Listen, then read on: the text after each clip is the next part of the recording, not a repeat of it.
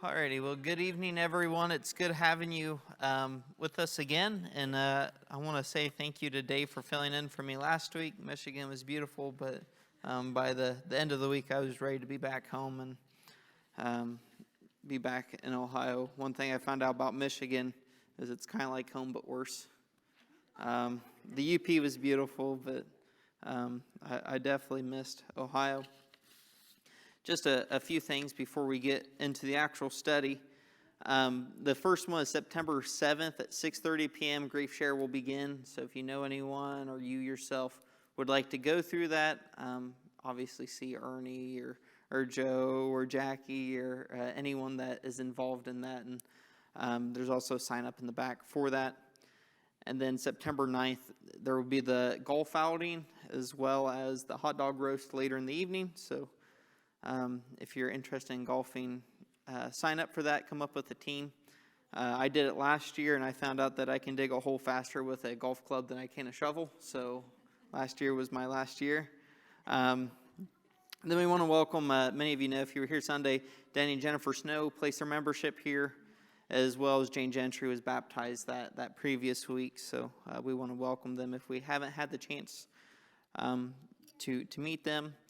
And then as far as prayer request, Paul Brady, he's in the nursing home. He is supposed to be going home Friday at 10, and he's just really thankful for all the people there. And but he's ready to be home. And so if you can continue to keep him in your prayers, and assuming everything goes to plan, we should be, or he should be out and back home and attending regularly with us once again.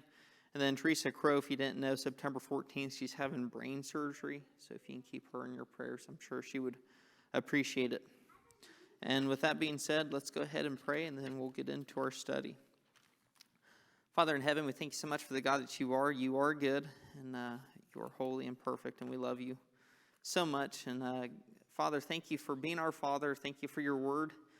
Thank you for this time where we get to spend some time together and learn more about what you've done in the history and also just get to know you better. In your Son's name, Jesus Christ, we pray. Amen. Okay, hopefully you had a chance to grab a lesson outline. And we're in Genesis chapter 4. Dave told me that he got you guys in the garden and back out. So with that being said, Genesis chapter 4, I'm going to read the first 7 verses, and then we'll talk about that and then move through the rest of the chapter. Now the man knew his wife Eve, and she conceived and bore Cain, saying, I have produced a man with the help of the Lord. And next she bore his brother Abel. Now Abel was a keeper of sheep, and Cain a tiller of the ground. In the course of time, Cain brought to the Lord an offering of the fruit of the ground, and Abel, for his part, brought the firstlings of his flock, their fat portions, and the Lord had regard for Abel and his offering. But for Cain and his offering he had no regard, so Cain was very angry, and his countenance fell. The Lord said to Cain, Why are you angry, and why is your countenance fallen? If you do well, will you not be accepted? And if you do not do well, sin is lurking at the door. Its desires for you, but you must master it. Okay, so when we talk about this word know, right? And now a man knew his wife Eve. So Adam knows Eve. Based off the fact that produced Cain, we can understand that it means more than know in the way we use that in the English sense. But however, a lot of times when we think of the word know in the biblical sense, we only think of procreation, and that's not the case whatsoever. Actually, the New Testament talks about this word know several times, and how through the knowing of the Father we produce fruit in our life. And so it's more than procreation. The idea of knowing is a level of intimacy that's so deep that it results in fruit, which is why through this type of knowing, not knowing about, but rather truly knowing God, we have the fruit of the Spirit. So that's what that means. It's a very deep level of intimacy, and obviously the deepest level of intimacy in marriage is procreation, and as a result we have Cain and then later Abel. So we'll talk a little bit about their names because there's some interesting stuff here. Um, and another New Testament example of this term "no" is the unfaithful. They say, "Lord, Lord, did we not cast out many demons and work miracles in your name?" And he says, "Depart from me, you worker of iniquity. I never knew you." Right? Obviously, God is omniscient. He knows everything. But when he uses that word there, he's speaking of a very deep level. He says, in other words, I never had that connection with you.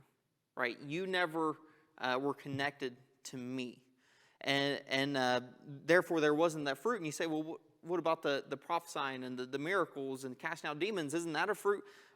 Notice in that passage how many times those guys say, I. Did we not? Did I not? Right? No. The fruit comes from God, not ourselves. So they were selfish. They were prideful. They didn't really know the Father and rely on him for the fruit in their life. So that being said, that level of no is incredibly deep. And then we're going to talk about this a little more because we're going to find out Cain has a wife. And we've got to figure out where Cain gets a wife because there's two people. So, right, we're going to figure that one out. It's not too hard to figure out, but we'll talk about it a little bit. So we don't know when Cain was born. Is most likely recently after the garden. And it's probably likely that Cain was conceived in the garden because, does anyone remember the very first commandment before don't eat of the tree of the knowledge of good and evil? The very first commandment. Yeah, be fruitful and multiply, right? That was man's first commandment. So with that in mind, odds are Cain was born somewhat shortly after the garden. And then this is another thought. Some people try to figure out how long they were in the garden. It doesn't seem like Cain's in the story, okay? It doesn't read as if Cain's in the story. It just reads as if there's these two people, Adam and Eve, in the garden. So odds are it was less than 9 months, just because Cain is not there. And then also realistically, how long can any of us go without sinning? So, and we've talked about that. And then we also don't know the age gap between Cain and Abel. Some people think they're twins. So when it says that she bore Cain and then after Abel, like Cain is the firstborn, I don't necessarily think that is the case. But that is a theory out there. And we don't even know if Cain is actually the firstborn, like the first child born, really. Ruth, are you going to say something?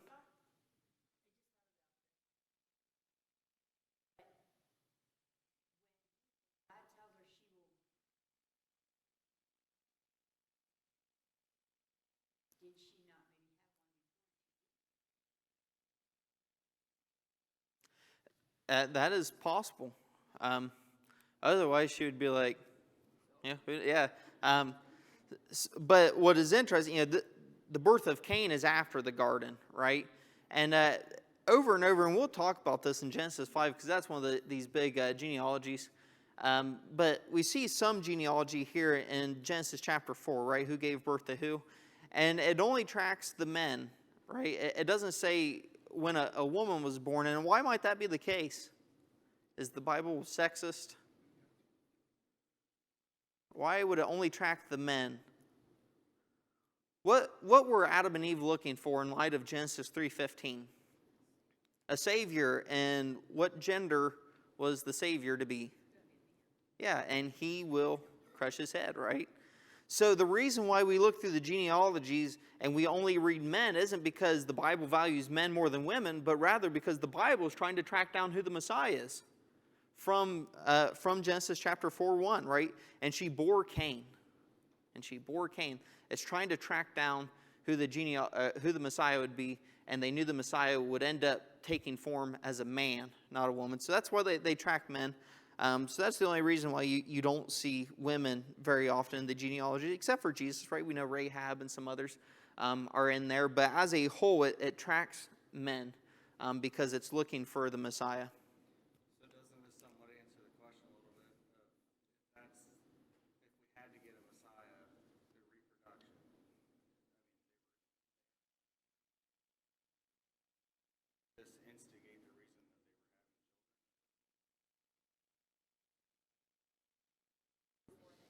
Yeah, they were told to go forth and multiply before this point. However, we do see, like I said, there's that intentionality where they're already reproducing, but now they're spotlighting the men.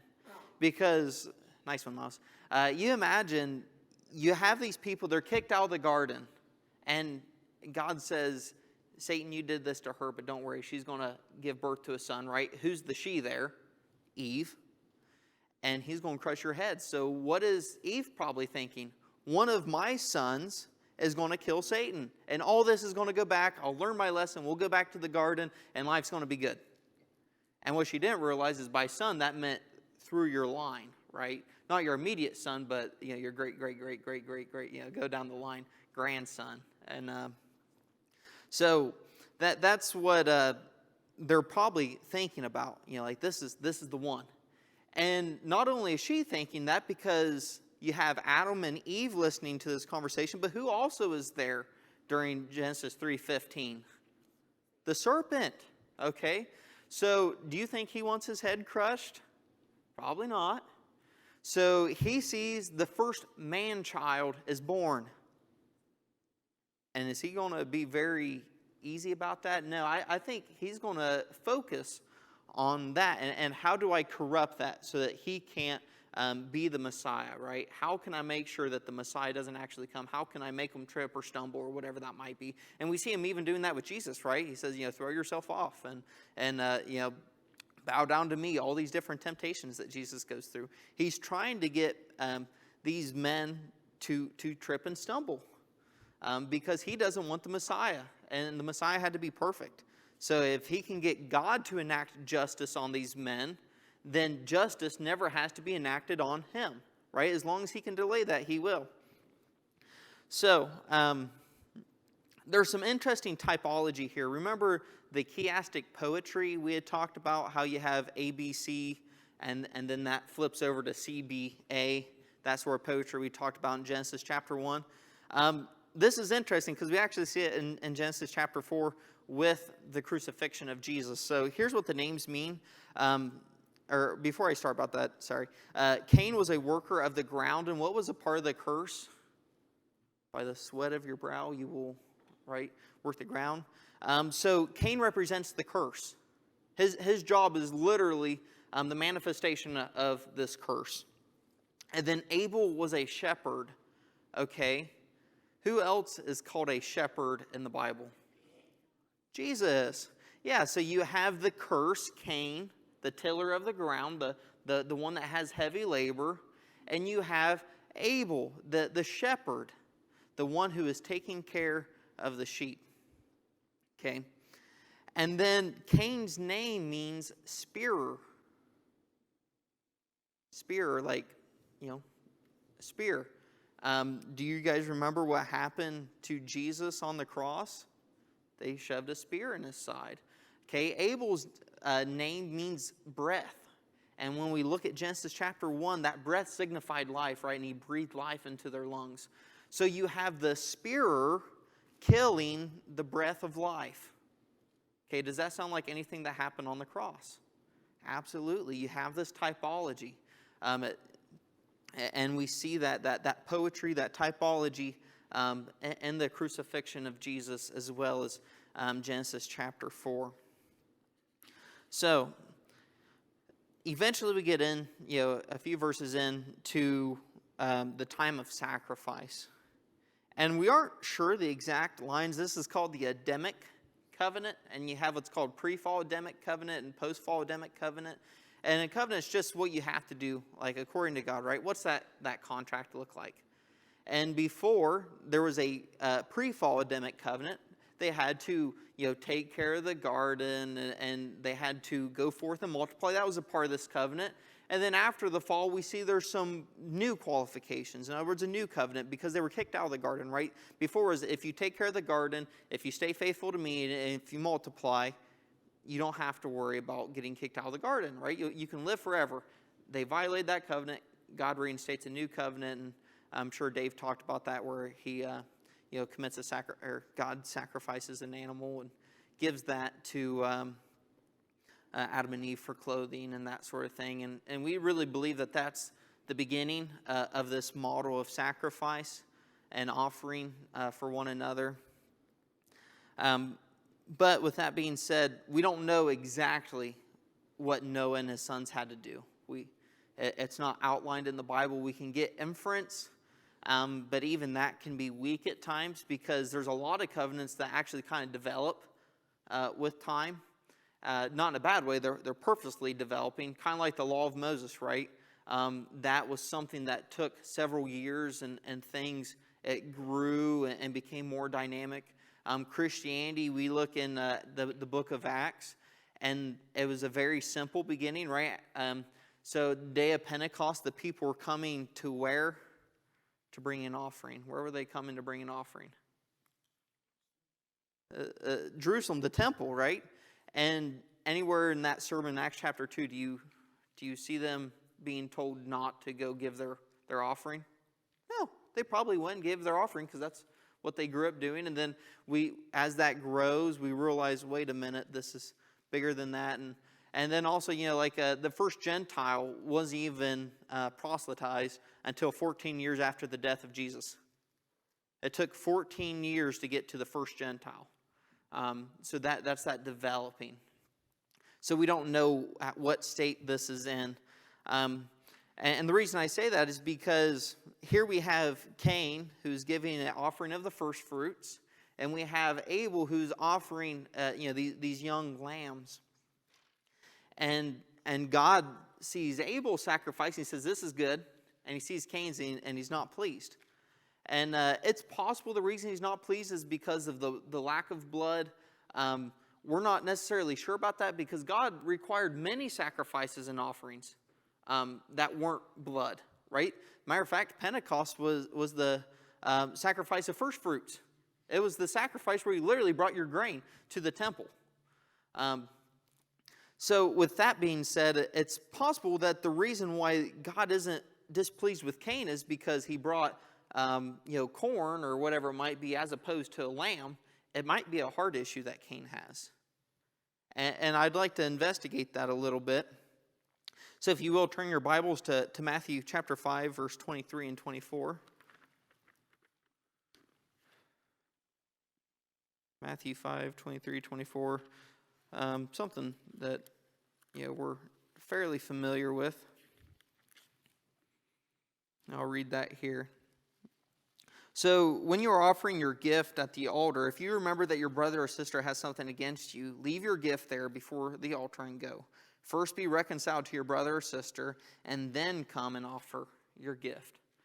So, really short passage, but it's basically, hey, if your life isn't where it needs to be, if you've got something, some baggage, some change, something that you aren't letting go of, instead of coming to God, God would rather you deal with that. That way, by the time you get to the altar of God, you can really pay attention to Him and be focused on Him. And so, does God like people giving offerings when their heart really isn't in it? No. And even in the new covenant, right, the Christian covenant, we're told to give out the thankfulness of our hearts. Okay? And let me just say this as an aside, that shouldn't be an excuse to give less than 10%. That should be an excuse to not see a boundary. We always see that like, I don't have to go up to that level. No, that should be no, you're not limited by this level type thing. Let me just say that. That goes for all of us. So God doesn't like people giving offerings when their hearts aren't in the right place. And here we have Cain, whose offering isn't accepted by God. And he immediately gets angry. Now, does that seem like someone who has a heart in the right place? No. Matter of fact, if his heart was in the right place, I would assume he would be saddened, right? Not angered, but saddened. And this is where we talk about free will a little bit, because there's a law of life that I think holds true, and it's that self-awareness is greater than self-esteem. In other words, it's better to understand the issue so that you can fix it than it is to suppress the issue so that you can feel good about it. Okay? Do you see what I'm saying there? Self-awareness is better than self-esteem. Self-awareness usually isn't near as fun as self-esteem. I would rather feel happy about something than realize that I messed up and feel bad about it. However, it is most beneficial for me in the long term to realize I made a mistake so that I can correct it, as opposed to feel good about a mistake. And usually, or instead of changing Cain's heart, he ended up burying this issue underneath his ego, and as a result, that sin that desired him mastered him. Right? That was the warning there in 7. If you do not do well, sin is lurking at the door, and its desires for you, but you must master it. So Cain is angry. He might be angry at God. He might be angry at himself, or he might be angry at Abel. We're not really sure. But however this came about, instead of realizing he had an issue, because did God say, never come in my presence again after this offering wasn't up to par? No, he didn't say that. He said, change your ways, right? He says, there's hope still, right? You've got to get your stuff together and come to me, right? Just like your brother has. But instead of doing that, he got hateful, and we understand how that story ends. But once again, we see that heart issue as a huge piece of this. And people who have heart issues are often angered by evil that is done against them, not saddened. People who have heart issues are often angered, not saddened. And let me just say, anger is not a sin, but is a quick path to sin. The Bible speaks about anger. Ephesians 4:26. Be angry, right? Be angry, but do not sin. And then also it goes to say, don't even let the sun rest on your anger, right? Don't let the sun set on your anger. And whether that means, don't go 24 hours, without being angry, or that means, short periods. I think there's a little bit of an argument for both of those sides.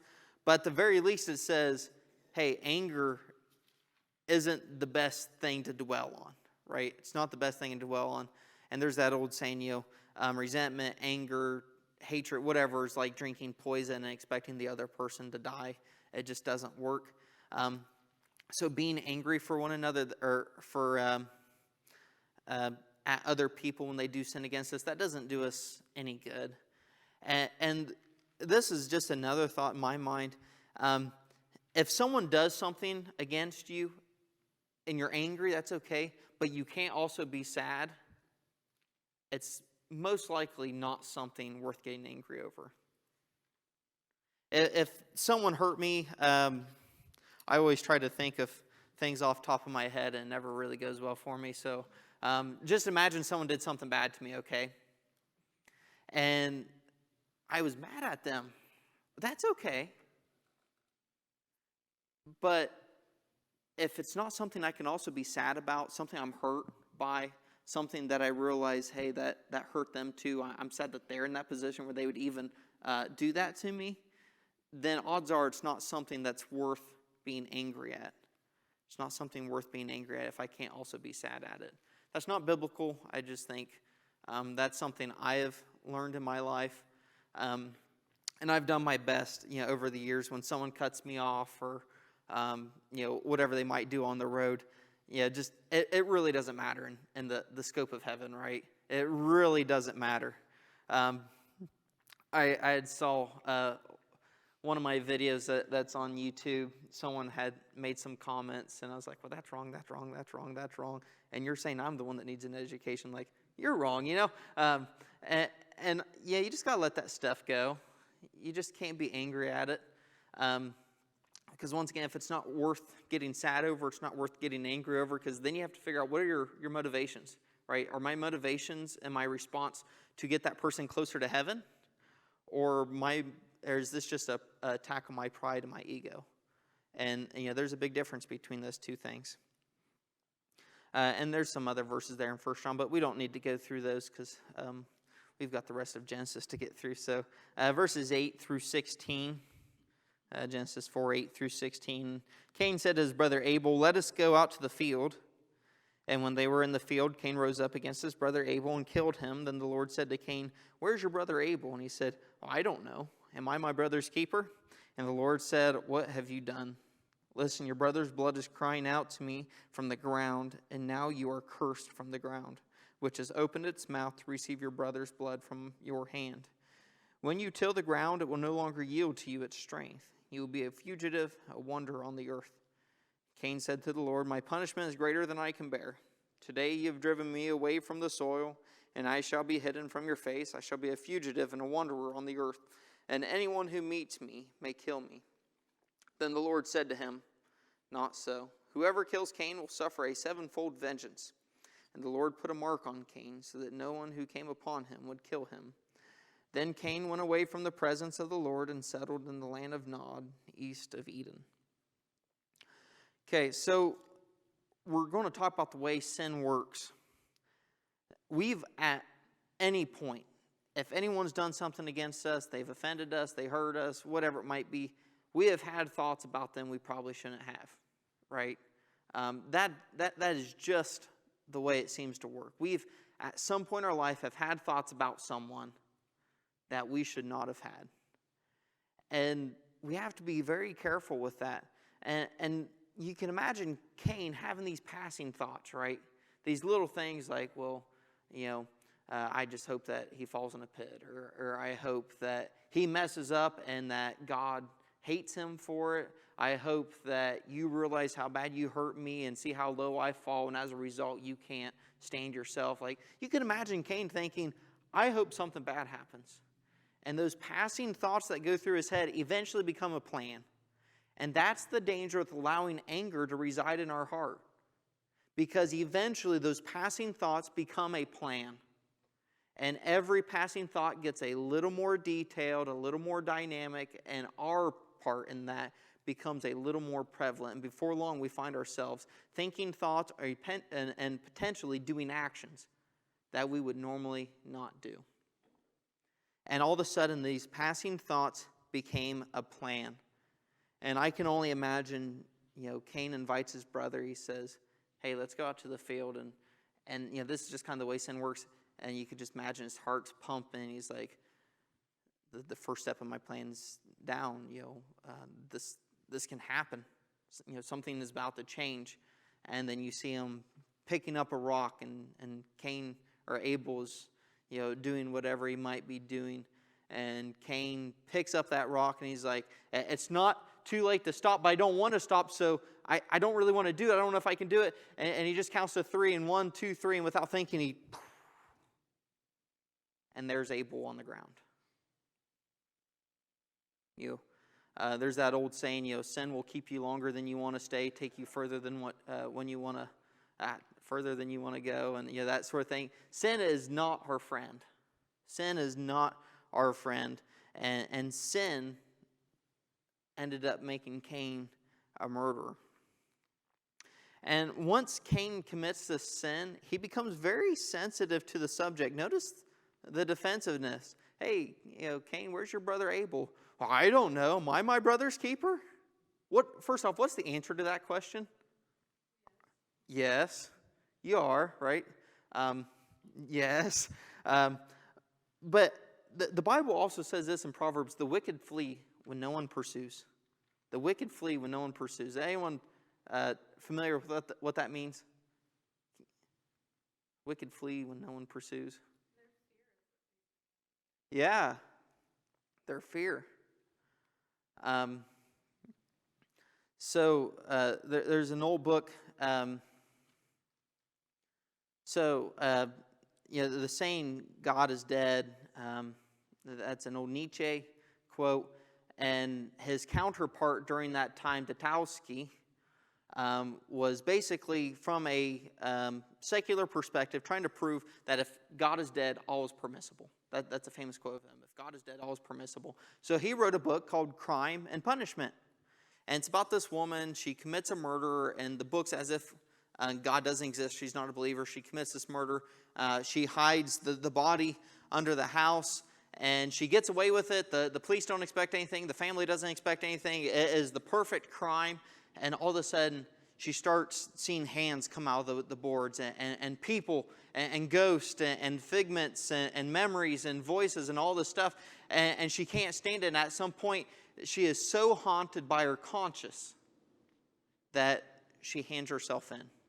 And the point of the book is basically that God must exist because morality exists. And even whatever mankind says about if something is good or evil, you can't outrun your conscience. And it will always hunt you down if you do evil against it. And that's kind of that same thing, right? You know, people get scared, they get mad, whatever it is, and they avoid it. And they overcorrect, you know. And this is what we see here. You know, Cain, where is your brother? I don't know. My brother's keeper, this defensiveness. And that should be a red flag when someone gets defensive. Like, why are you so defensive if I'm asking you a simple question, right? I like to watch those videos where it's like, you know, police and people getting arrested and that sort of thing. And it's really not uncommon for these guys to be committing crimes or ladies to be committing crimes. And, you know, they're like, hey, can I see your ID? And they're like, no, you know, how dare you? You're going over my Fifth Amendment right. And they start talking about all this stuff. It's like, he just asked to see your driver's license. Like, I mean, he can find out in 3 minutes by looking up your license plate. Like, just give the man your driver's license. Come on, like, you know. And they always share, you know, very small parts of the video because they don't want people to see the part where, you know, it's like innocent man gets, you know, whatever. But, you know, these guys get very defensive because they know they've done wrong. And the police officer half the time hasn't even said what they've done wrong yet. You know, they just ask a simple question, and you see that defensiveness. And that should be a red flag, and we see that here in Cain. And the next thing we see is that we are God's possession. He has a deep longing for us. If he didn't care about us, he would not have cared about the death of Abel, right?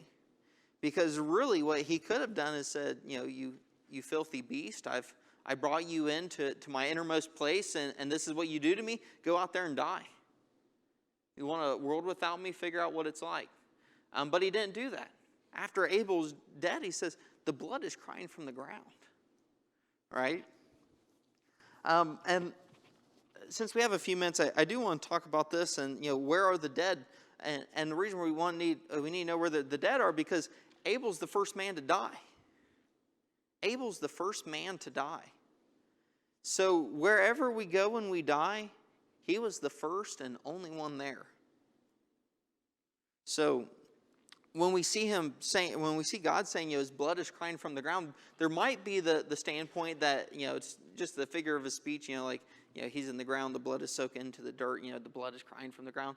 But there also might be a literal aspect, right? So the Hadean realm, that's the land of the dead. You'll see this diagram. Unfortunately, it didn't print off a little clear. But basically, when you die, you go to the land of the dead. Everybody that's dead goes to the land of the dead. In Hebrew, it's called Sheol. In Greek, it's called Hades. Just simply means land of the dead, nothing more. And then within the land of the dead, there are two sides.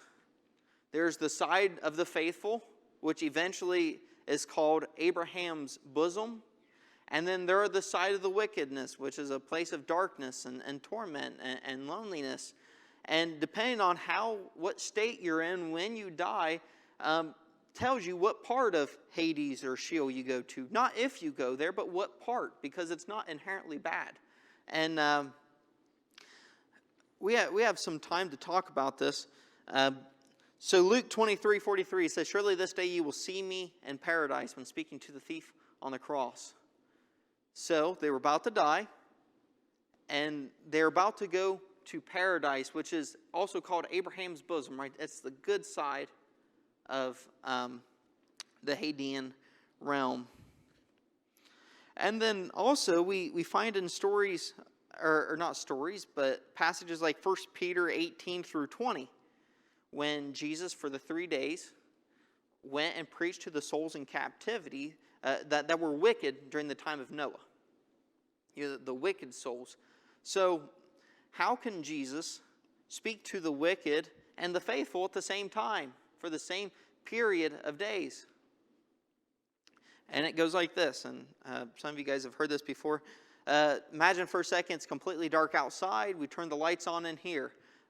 Can anyone outside see through the window and see us in here? Yep. Can we see anyone outside in the darkness?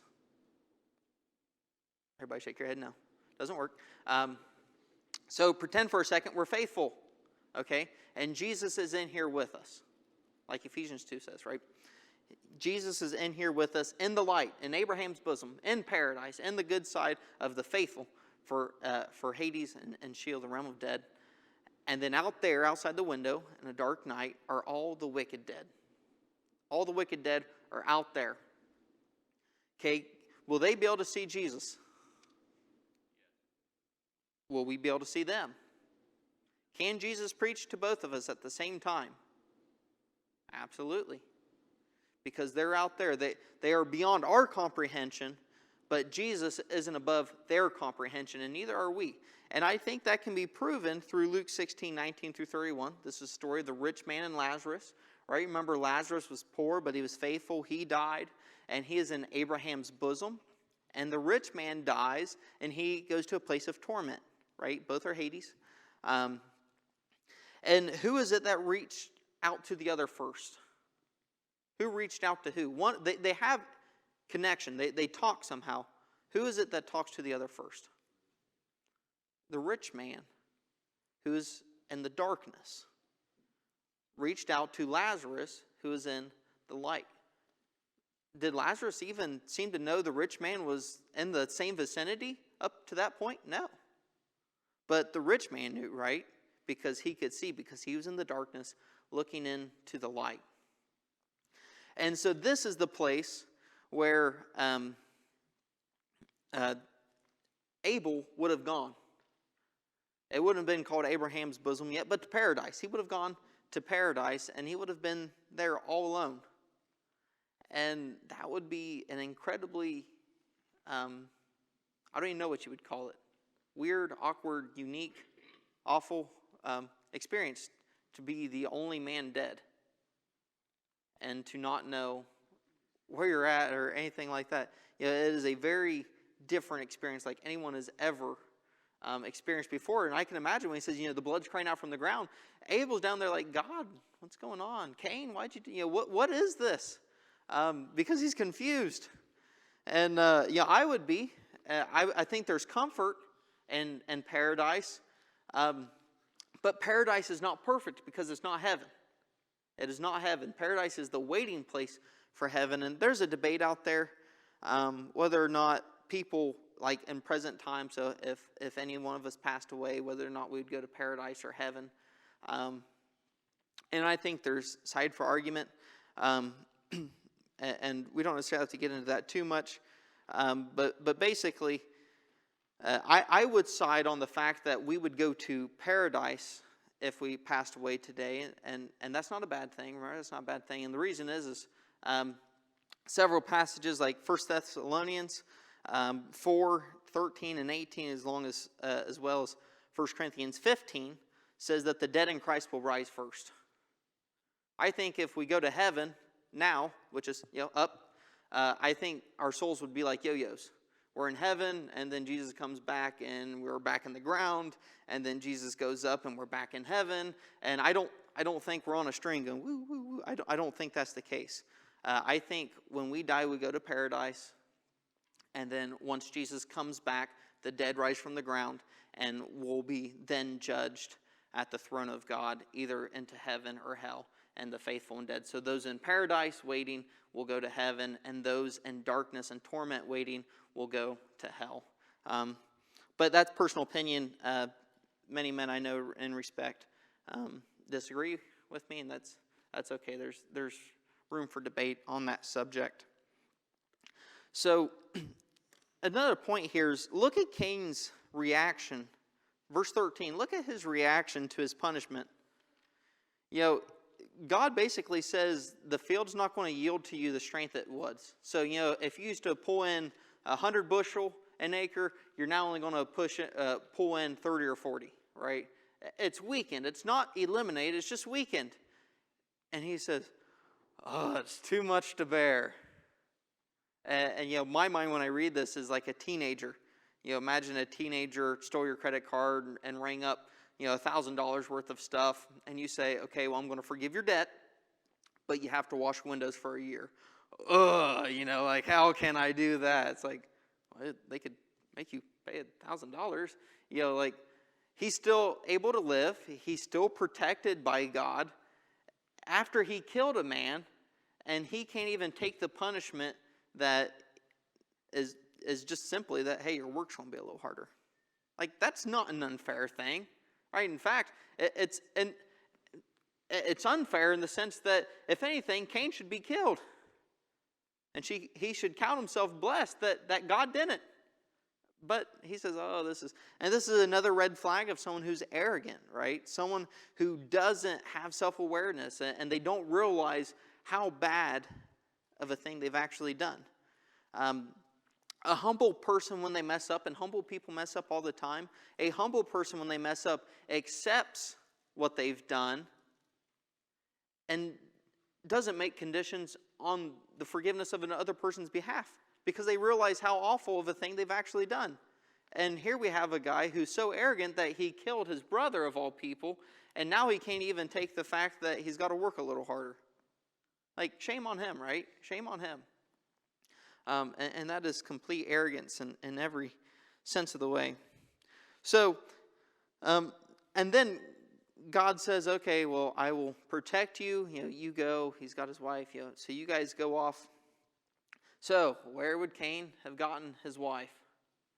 So, when we read Genesis chapter 5, we find out that after Cain killed Abel, they bore a son named Seth, and that was 130 years after the kicking out of the garden, 130 years later. Okay, so I don't know about you guys. I always imagine Cain and Abel to be in their 30s or so. That's just the way I picture it. I don't think it's right. Because it's 130 years that Seth takes place, which tells me that odds are Cain was close to that 120, 130-year-old range, whatever that would look like. When you're living to 800 years old, 130 is like being 10, right? That's not too bad. And some people have done figures, and they have found that within this period, and there's no good way to calculate this, that there could be between 150,000 and near 8 billion people. And you think about it, so not to pick on the Amish, but Amish within a very short span of fertility raise basically a whole army, right? They have 12 or 14 kids a lot of times, and that's just because they get too old to have more. So imagine if you're living into your 800s, how many kids you can have, right? And then they're living to their 800s, and they're living, and they're living, and they're living. So you get all these people, and within 5 generations, as long as they keep having children, you have a whole army very quick. That's why I said there's no way to calculate this, because it's not comparing tomatoes to tomatoes when we're looking at our own population increase. But even when you take our number, which is that 1-2% growth every year, just everyone has a kid and a half, and nobody really understands the half. But everybody has about a kid and a half, and we're still growing fairly rapidly. And when they're able to have, if you just kind of take the prime and bring it up to 800 years, I mean, you can have people having several hundred children fairly easily, assuming they don't have twins or triplets or octuplets or whatever it might be. So rapid population growth. And there can be a significant difference in time, because if you're living to, 800-900 years, 100 years is like a decade, right?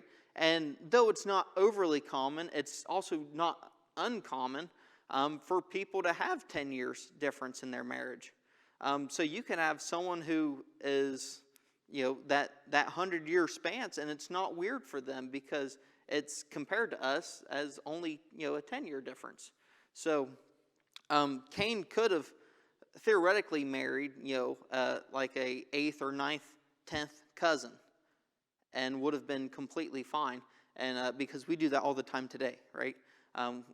You find out long enough that if you dig deep enough, we're related to our spouses one way or another in a really weird way. I won't forget one time, I didn't know how the whole marriage in-law thing works, and we went to my dad's family reunion, and my mom recognized her aunt, and it was by marriage, but as a kid, I'm like, I knew it. I knew there was something wrong. We're inbred. And then I realized we're married, but realistically, you go far enough. Lance took care of our house while we went to Michigan, and he left a little note. He said, signed dearly, or in love, whatever he might have said, your favorite fifth cousin or something like that. And it's true. You can work it out, and it's actually true. Not that he's our favorite fifth cousin, but we're kind of all related some way or another. So that being said, it's not weird. And then also, yes.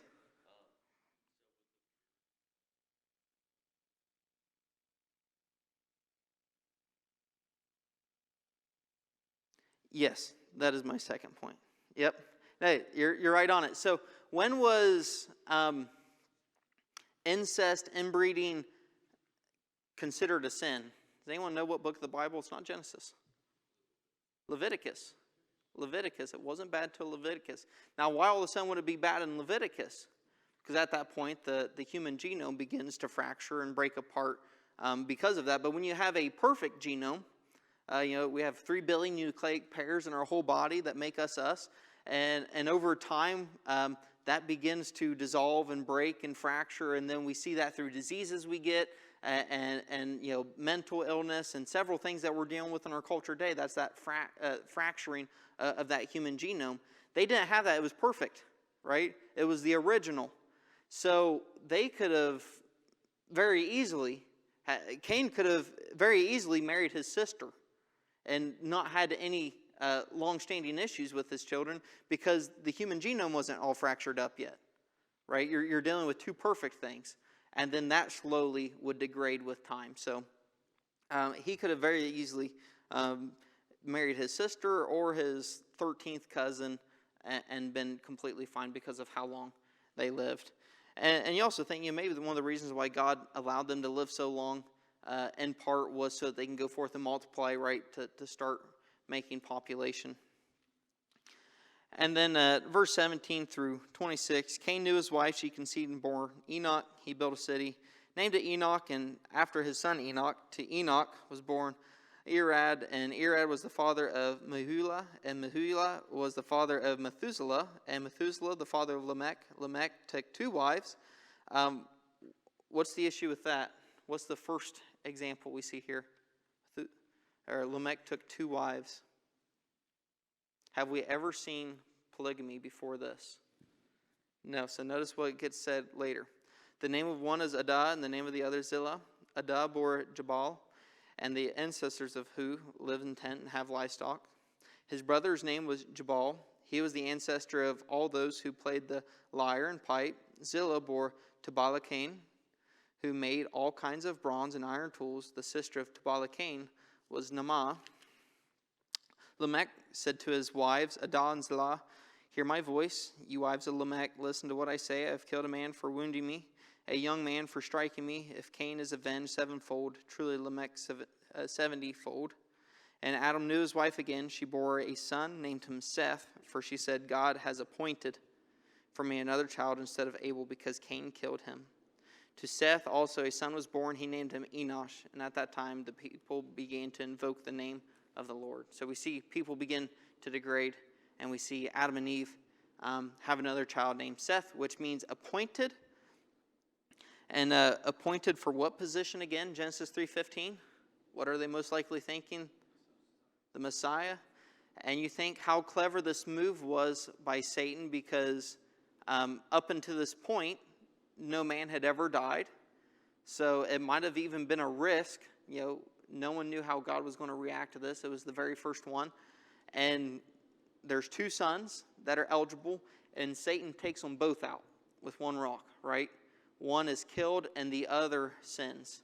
Just like that, Satan feels like he's safe again, and then Eve has a child named Seth, who's named Appointed, right? He's the take place of the one that Satan had destroyed, and hopefully restore them. And then that is it for that. Does anyone have any questions?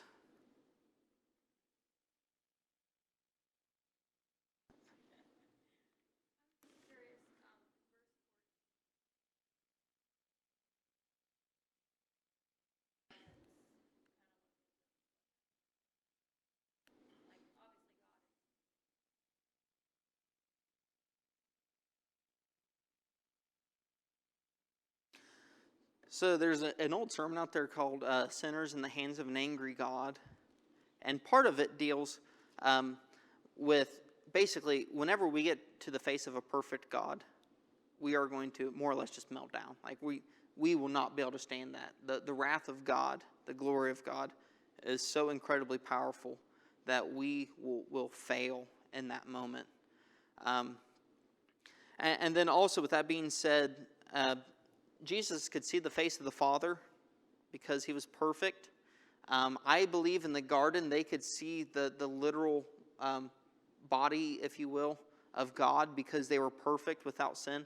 But once mankind sins, you can no longer see the face of God. That's my opinion. And I think in heaven we'll be able to see God in whatever form that is. I don't think he'll just I don't think we'll have to necessarily believe he's there because we can't see. I think we will know he's there because we can see him face to face. And so part of this could just simply be, God, I'm going to be removed from your presence. I'm done messing with you. And we see that's apparent because the town of Enoch becomes very evil. So it could be basically, I'm giving up on you. It also could be that, Lord, I have sinned and I can no longer look at you. I can no longer be in your presence. I'm removed in that way. And that passage is used more than just this in the Old Testament, being hidden from someone's face. And usually it basically means you're just cast away too. So hopefully that helped. Holly, you had something?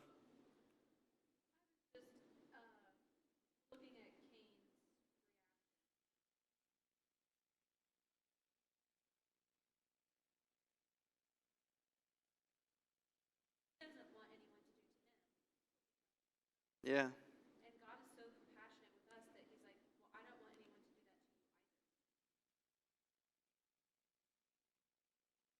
you either. And I don't know, I just think that that's God's heart.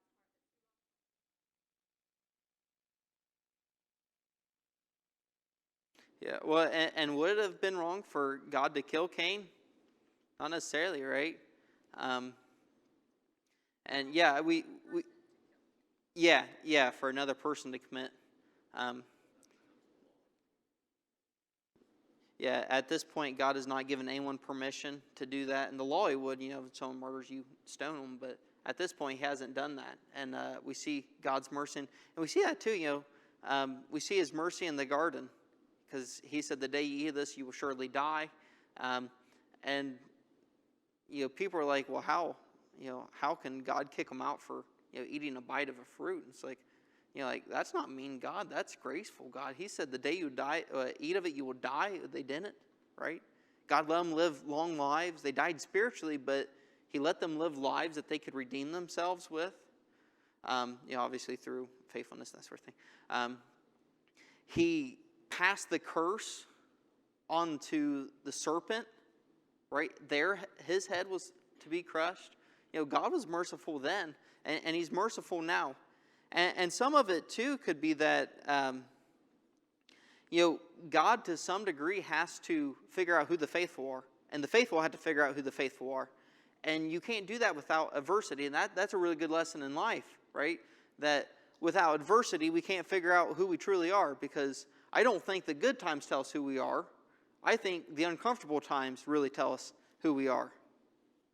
And with that being said, if it weren't for this evil nation to rise up, how would the faithful, Noah and the 7 others, be able to tell that they were faithful?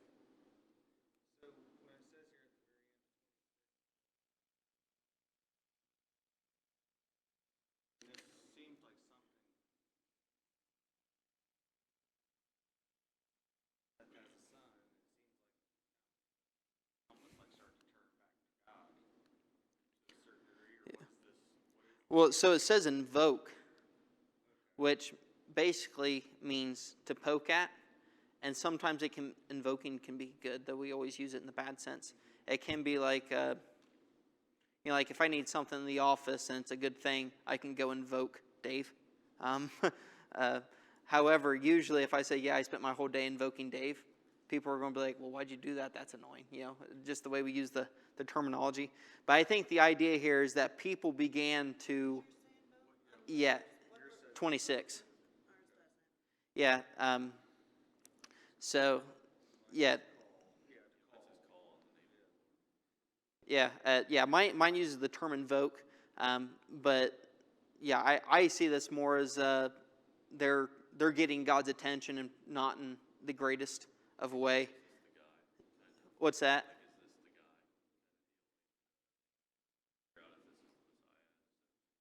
Yeah, I see it more as look what we can get away with, or watch what we're doing. Not necessarily like in a literal way, like God, you can't do anything, but through their lives. The only reason I would think that it maybe wasn't in that poking at God to poke him to a degree would be because they're talking about Seth. And Seth is what we would consider like side of salvation, basically, where the line comes to them. Talking about him and his son, like this is a good line, and then it's almost like they're saying that this group of the bloodline basically turned towards God, and they started actually like almost worshiping him at this Yeah. point. Yeah, and that's a good point. And it says the people, so that would include everybody, including Enosh, which is not the greatest place. Um,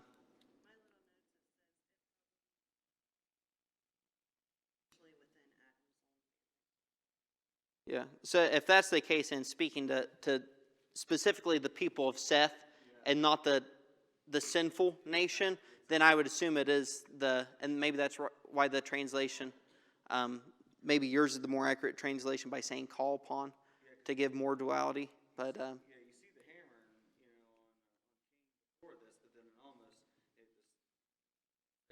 the story of it kind of ends with an almost like an enlightened message to a degree that yeah, there was some level of faithfulness. Yeah, and we know Methuselah he wasn't the worst. But yeah, so yeah, it's possible that it was a good thing, and maybe my translation with the term invoke is a little too strong. But yeah, we know one way or another they were kind of all calling and invoking, because you have one group we see in chapter 6 becomes evil, right? And they're the same people, because the people that are alive in chapter 4 are also alive in chapter. And then there's also a group, the line of Seth, that is faithful, and that's eventually where we would get another promise, through Noah and his sons. So, yeah, that was a good observation. Anything else?